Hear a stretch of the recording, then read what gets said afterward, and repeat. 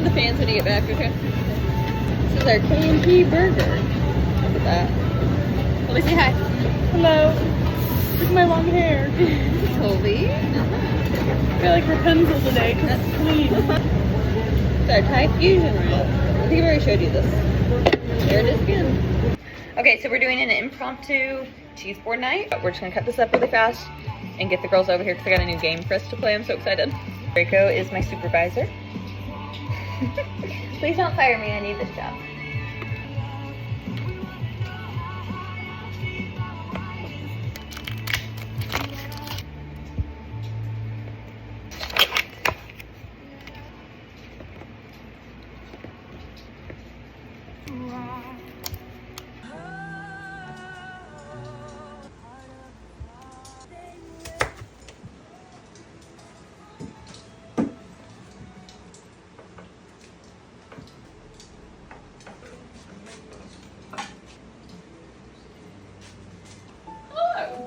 Oh, that fudge. No, Oh. they're cheesecake bites though. Oh, heck yeah, even better. For cheese board night. Perfect. Thanks for coming on such short notice, guys. Thanks for inviting us. Ray, you are not ready for this. I got you a lot of spicy cheeses. Oh yay! I love you. You're my favorite. Smoked Gouda, smoked cheddar, brie for you, Jen. This is a habanero as well. I got our wickedly habanero. This is a Havarti jalapeno, Ooh. and it is very, very spicy. And then obviously our pickles and our meat for us today. Oh yeah. So, The nuts that's on the floor. As we know, I've been on a Beatles kick recently. you have? I know, right? Sorry, I should probably catch you up. I've been on a Beatles kick. Hey! You get your car from the valet, fancy. But when you pull away, you discover that there's super glue under the gas pedal and it's now set. Save yourself. Oh no. I thought you added that fancy on your Yeah. So, I'm scrambling as the pedal has been obviously glued by someone who knows what they're doing. They obviously set the GPS to go somewhere. So I pull out my Ouija board for help. I asked my ancestors, who must have been a spy at some point. I think he was an American spy for the Russians, somewhere around the space race. So I asked him, what should I do? He tells me, get the bottle of glass cleaner from under the compartment because you're washing your mirrors. So I get it out. I douse it on the pedal, it comes up, I'm able to hit the brakes and veer. I survive. We just left the restaurant where we were celebrating my birthday, and I realized that I'm just hurtling towards uncertain doom. So I snuggle with my rubber ducky and stuff my face with the leftover birthday cake and accept the inevitable doom. So I clearly grab my smoke machine and I roll down the window and place that out there, hoping to draw attention so somebody comes to help. When that doesn't work, I grab a smoke bomb. That bad boy off. Then I grab my loaf of bread, clearly, and use it as a airbag to save me when I crash. Whatever. Me? Right. Yeah.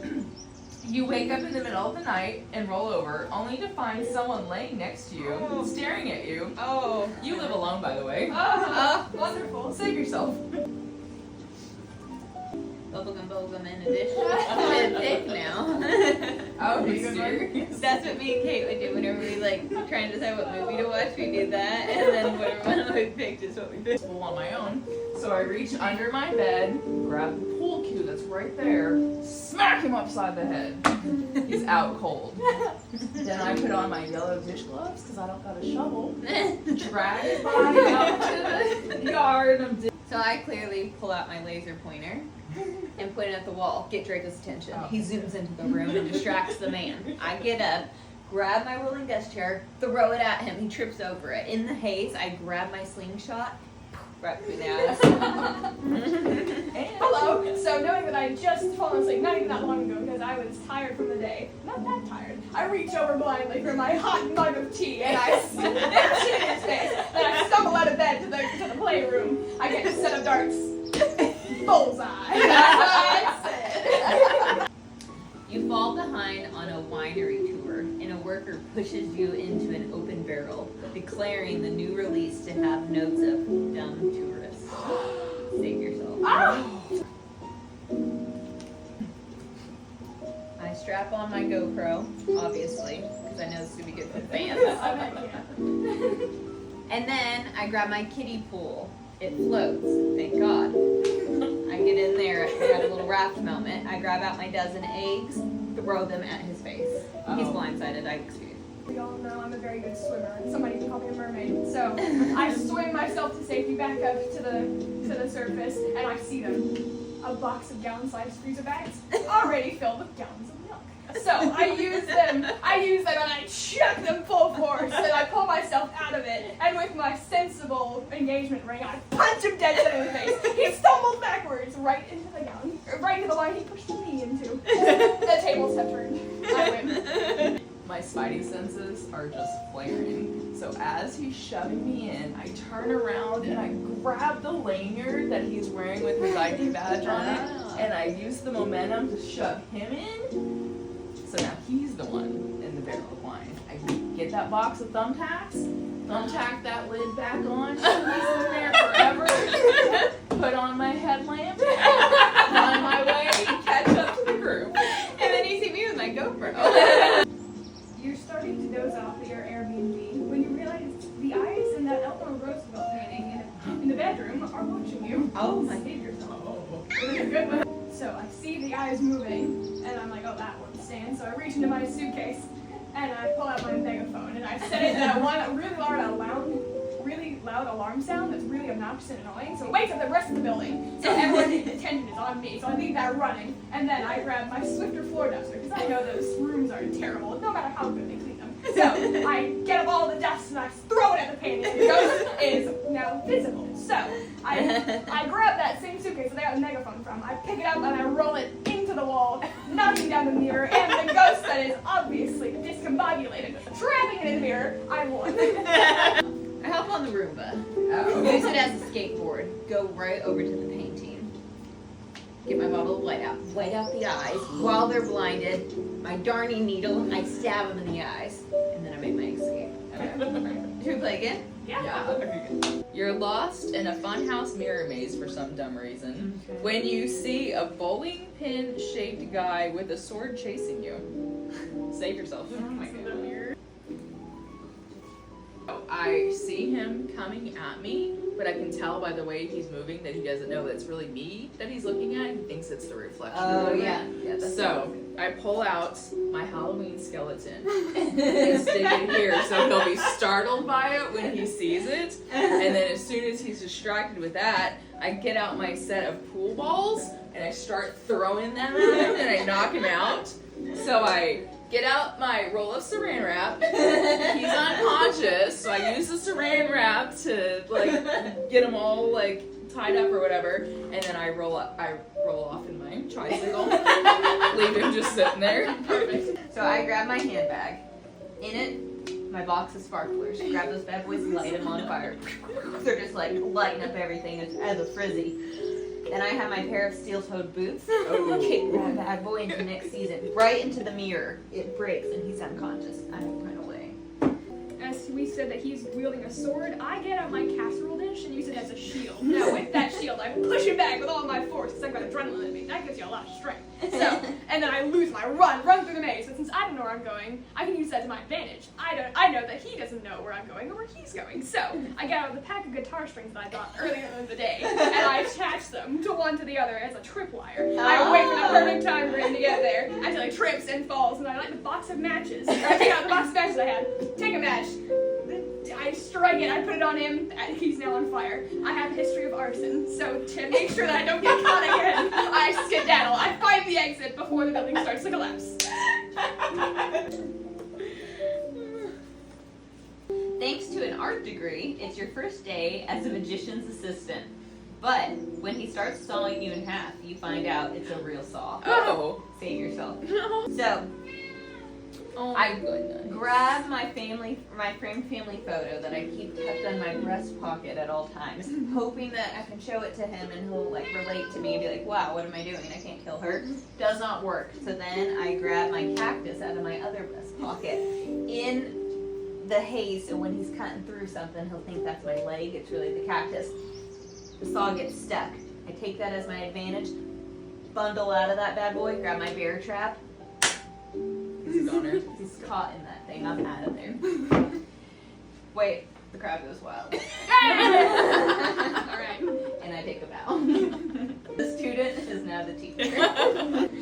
It's not an actual saw. We're in the 21st century. It's 2025. He's got a chainsaw. Oh. So it's a little more time, sure, but I have my trusty spoon. I pull it out of my pocket and jam the chainsaw. And because a magician never reveals their secrets, I won't tell you how I got out, but in a poof, I got out. I'm behind him now. He's confused as where did I go and why did my chainsaw stop? So I grab his hat and I know it's filled with magic, so I stick my hand in there until I find what I need. A violin. I find it. I smash it over his head. He falls. As I'm standing there keeping my breath, I look out into the audience and say, and then I bow and then skedaddle. They think it's like the clown act before the actual act, so they also applaud. You're so good at clown stories. Like, seriously. If I've got a phone saw, that's all I need. My magician is psycho. He cannot get over the fact that I was able to get one of those Stanley thermoses last summer.